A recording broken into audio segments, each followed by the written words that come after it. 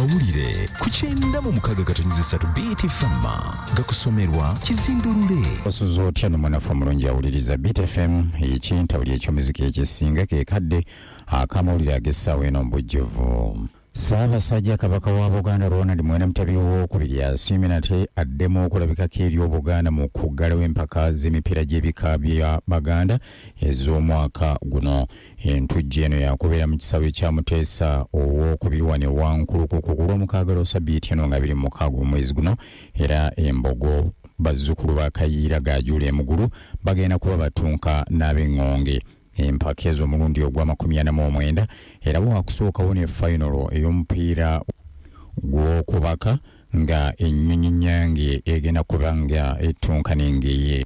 Omulabirizi eyakwasibwa ogw'okugira nga asuma endiga z'ekkanisa ya Uganda y'abantu bonna erya bonna mu bulabirizi bweruweero Reverend James William Sebaggala asabye abakulisitaayo b'obulabirizi bweruweero okweyambisa emyezi 7 egisigaddeyo basabe Katonda abawa omulabirizi omutuufu n'abatuusa ku kitiibwa kya Katonda.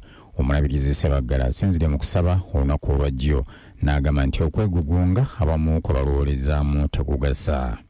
Abayindi abawangaalira kuno mu kago gwabwe basiimye n'ekusiima kampuni ya Uganda Airlines olw'okubalowoozaako ne bassizaawo ennyonyi n'abasabaza ng'obutereevu okuva kuno okutuuka e Mumbai mu ggwanga erya Buyindi emirundi esatu buli Ssabbiiti. Jennifer Bamutulaki akulira Uganda Airlines ategeezezza nti enkolagana eno abayindi gye bazze bakolaganamu n'eggwanga lino Uganda emalira ddala okubasirizawo entambula y'ennyonyi etabatataganyenga okuvanga kuno n'okugenda ewaabwe. Bwegatyo begabadde mu bujjuvu nange Kizindo olw'omulyanaka ku ssaawa zino ez'enkya olunaku olwaleero webalya kusisimukira ku BTFM ekintabuli eky'omuziki ekisinga tuddemu nate tusinkane mawulire aganaddirira.